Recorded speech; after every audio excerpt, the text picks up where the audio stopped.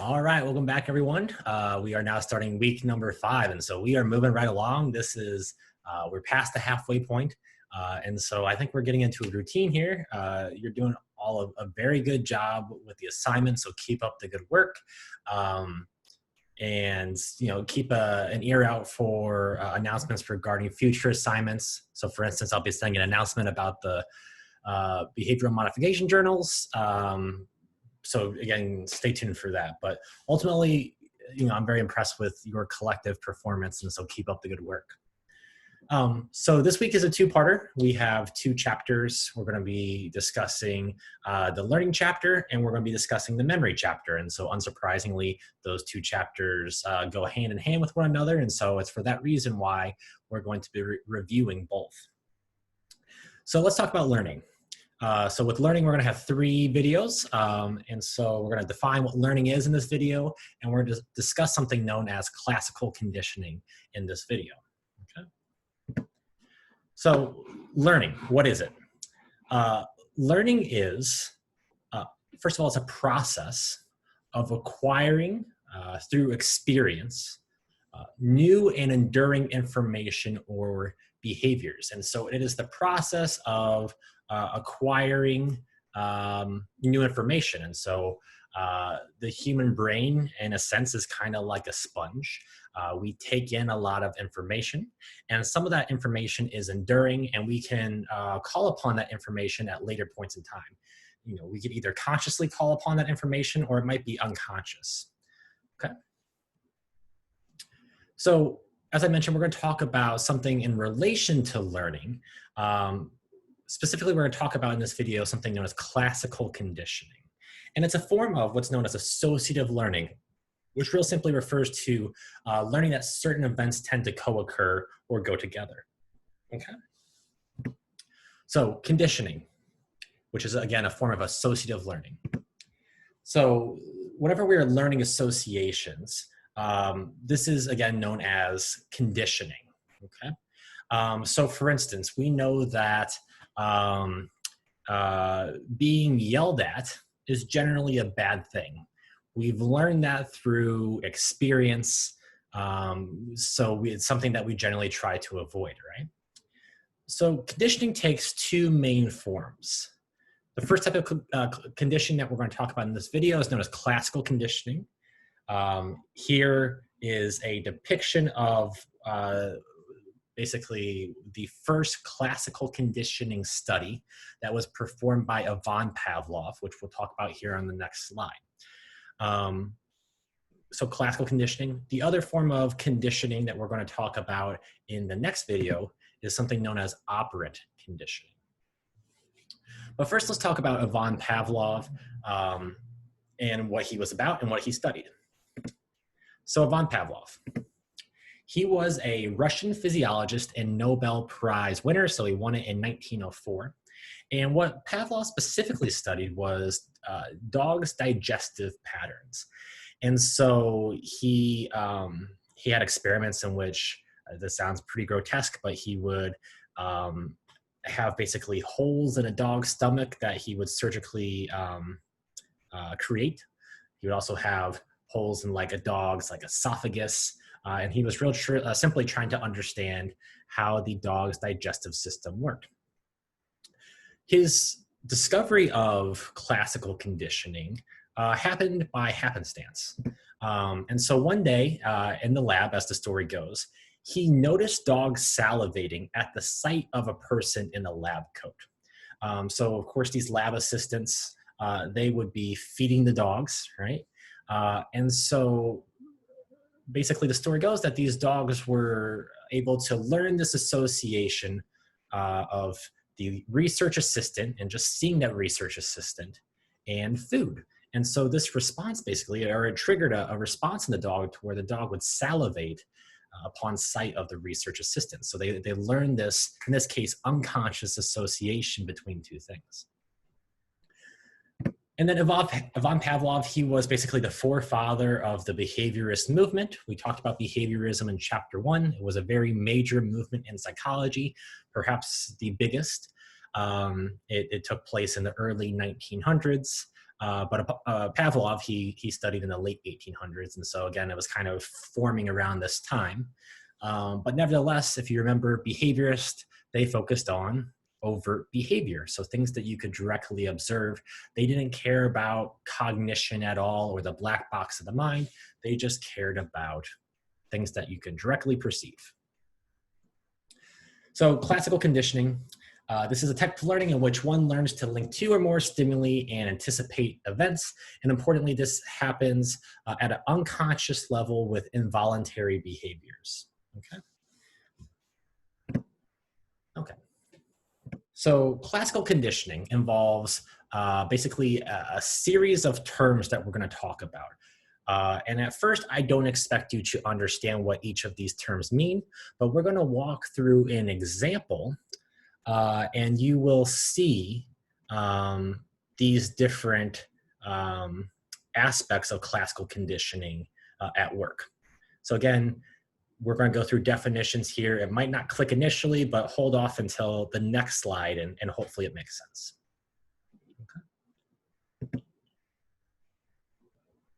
Okay.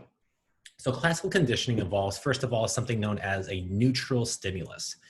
Neutral referring to basically this idea that it has really no discernible effect on the organism initially. It's just this innocuous thing. Stimulus refers to an event or situation that evokes a response. So just something that evokes a response, okay? So the neutral stimulus defined, shortened for NS, is a stimulus that elicits no response before conditioning, okay? So this could be anything. It could be a toothbrush, it could be a rock, it could be a necklace, right? Point being, at the beginning of this scenario of conditioning, it has no real effect and it doesn't really result in any particular response in the organism. An unconditioned stimulus, that refers to a stimulus that unconditionally triggers an unconditioned response, which we'll talk about here in a minute. But an unconditioned stimulus, this is something that just produces this particular response. So stimulus, think of it as kind of like the antecedent, and then this next term here, unconditioned response, that is kind of the consequence. So an unconditioned response, that is an unlearned, naturally occurring response to a stimulus. So for instance, you see food like pasta, okay? In that case, it would be the unconditioned stimulus. The unconditioned response to that pasta would be to salivate, okay? Because, you know, it produces this kind of just natural response. So a conditioned stimulus, this refers to a learned response to a previously neutral stimulus. And so classical conditioning is kind of weird in that sometimes we use the same term to describe, or excuse me, different terms to describe the same thing. But importantly, it involves basically at what point we are in the conditioning process. So basically what I'm saying is the conditioned stimulus is the exact same thing as the neutral stimulus, but the conditioned stimulus is basically post-learning. And then finally, the conditioned response. This is an originally irrelevant stimulus that, when associated with the unconscious stimulus, comes to trigger a conditioned response. So a conditioned response, in other words, I want to shorten that, is just the response to the conditioned stimulus. I threw a lot of terms at you. I realized that. I threw 5 new terms at you, but we're going to walk through this example here. This is actually replicating, or it's showing Ivan Pavlov's original study, or one of his original studies with his dogs. And we're going to go through these terms together, and we're going to see what happens throughout the conditioning process. All right. So Ivan Pavlov, he had his dog in this particular apparatus. And here's basically the scenario. So we have 3 time points in the conditioning process. So we have before conditioning, or before learning, during learning, and then after learning. Okay. So first, we have what's known as, in this case, the neutral stimulus. And if you remember again, the neutral stimulus is this just particular object or thing, it's a stimulus that produces no discernible natural response in the organism. So in his original study, he used a metronome. So a metronome is used to keep time. You know, musicians use metronomes a lot. Okay. And what Pavlov was doing was that he was pairing this neutral stimulus with this unconditioned stimulus. So meat powder, which is just a form of food. The unconditioned stimulus produces this unconditioned response. So a dog sees food, he or she salivates at the sight of that food. That is a natural response. So we have these three things in this initial setup. We have the unconditioned stimulus, which produces the unconditioned response. And we're kind of just inserting this neutral stimulus into the equation here, trying to form this associative learning in the dog. Over time, with repeated pairing of the metronome with the food, the dog is starting to acquire this new knowledge. So there's this repeated pairing here of the neutral stimulus with the unconditioned stimulus. And so the dog is beginning to learn this association. And with enough pairing, after learning, what was once known as the neutral stimulus has now become the conditioned stimulus, condition referring to learned. The conditioned stimulus produces the conditioned response. And so what Pavlov found is that, with enough repeated exposure, you can actually remove the food from the situation or the scenario altogether, and the metronome alone would produce this particular response of salivation. So a conditioned stimulus produces a conditioned response. Okay, so whenever you hear unconditioned, that means that it hasn't been learned, it's natural, right? Condition refers to post-learning, okay? So the organism has learned this association, okay? So again, we'll get to this here in a little bit, but with classical conditioning, we're dealing at the unconscious level with unconscious associations, and we're dealing with involuntary behaviors. So for instance, salivation, that's not really a voluntary behavior. You don't have to think to salivate, that's a natural thing.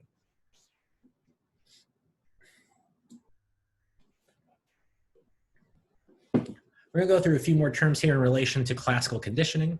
I'm gonna give you a personal example in these next few slides about how I was classically conditioned to be fearful of dogs for a while. So acquisition, that refers to the process of learning and association. Basically think of that as the during process here of classical conditioning, okay? That is this process of acquisition. So a personal story, whenever I was a kid, I was bit by a dog, okay? And basically there was this time, right, with that particularly traumatic event in my young life, to where I was acquiring this new association, right? So I was growing fearful of dogs because I associated them with danger, okay? So we'll talk about this after a while, but, after a while, I was basically classically conditioned to be fearful of dogs, to where the sight of a dog would basically evoke this kind of fearful response in my body. I would feel my sympathetic nervous system activating, and my heart rate increase, breathing increase, and so on and so forth. And this was this unconscious association that was formed because of a particularly traumatic event. Right? So extinction, that refers to the process of unlearning an association. Okay, so just as information can be learned, it can be forgotten or suppressed. Okay, so for instance, today, I'm not fearful of dogs at all. So that association was extinguished or extinct, became extinct, excuse me. And one way in which extinction tends to occur is that basically there isn't that repeated pairing of what was a conditioned stimulus and the unconditioned stimulus, okay? So again, in other words, without that association, right, basically the memory of that association tends to fade with time. Now, sometimes information or associations can die down, and they can become less powerful and less strong in the mind.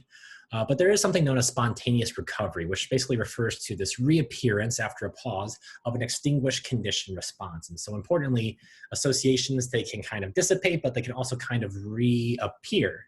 And so again, it depends on your experience. And then finally, this idea known as generalization. This is the tendency for similar stimuli, or excuse me, a stimuli similar to the conditioned stimulus to elicit similar responses. And so an example of generalization might be, me not only being fearful of dogs because of that traumatic experience, but me also being fearful of foxes or wolves or other kind of related creatures, right? And so in this case, my mind is kind of extrapolating or expanding to kind of related areas, if that makes sense. Okay. So here we kind of have a graph showing classical conditioning at work. So here we have the strength of the association. So the strength of the conditioned response here, we have weak down here and strong conditioned response. So during this acquisition phase in which the neutral stimulus is paired with the unconditioned stimulus, we see this increasing association, this increasing strength here. Now, let's say that association begins to disappear. There's no longer that repeated pairing of the neutral stimulus and the unconditioned stimulus. So just the conditioned stimulus alone. In this case here would have been the metronome with the dog, right? We see that association begin to dissipate, and it no longer produces to the same extent the conditioned response as it did before. There might be a pause, but importantly, these associations are not necessarily always truly extinct. There is that spontaneous recovery of the conditioned response sometimes. And so again, it's altogether possible in my instance that I might grow fearful of dogs again. It might just be a temporarily extinct association, but it may come back in full force. Okay.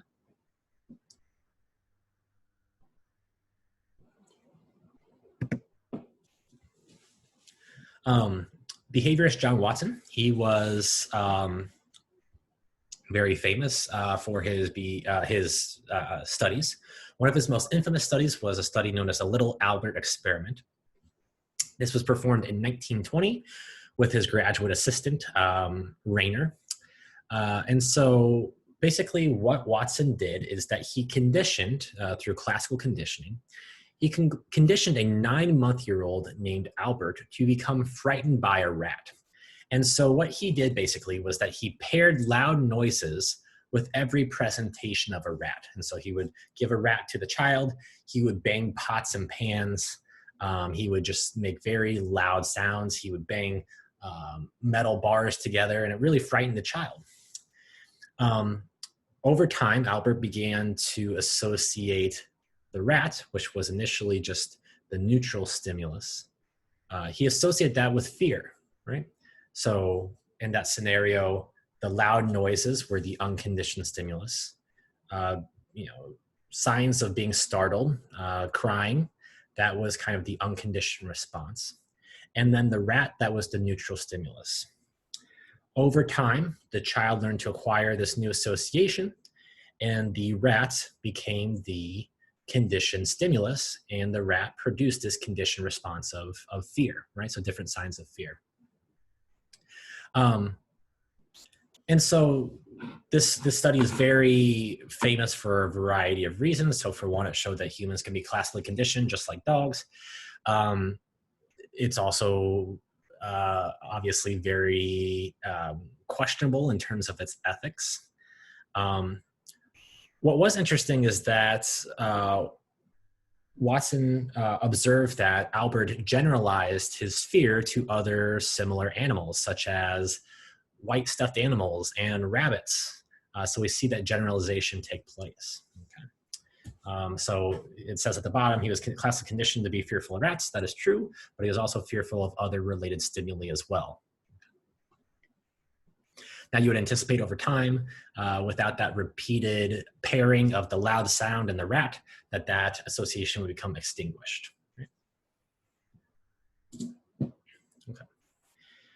Just 2 more slides for this video.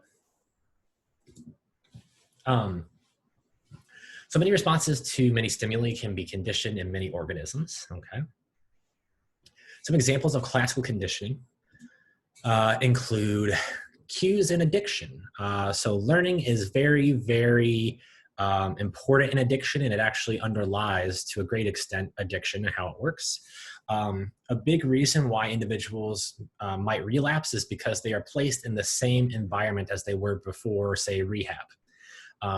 So if they hang out with the same friends and they're in the same house, in the same basement, you have all these environmental triggers, these unconscious associations with drug use and getting high, and that might make the person more likely to engage in drug use or what have you, right? Fetishism, that is another example of classical conditioning.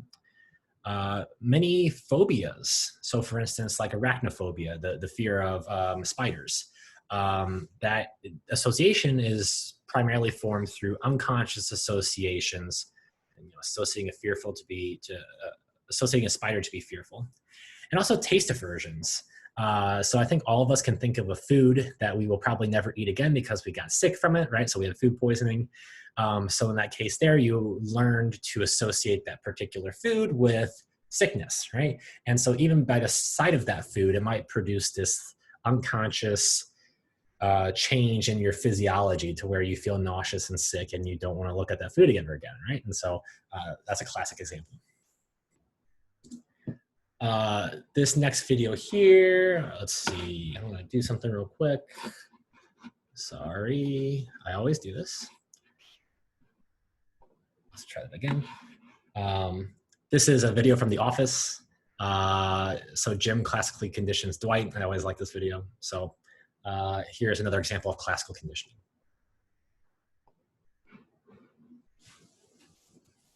I have to reboot again.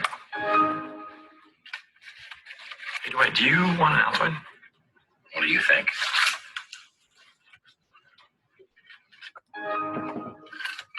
Dwight, want an Altoid? Okay. Altoid? Sure.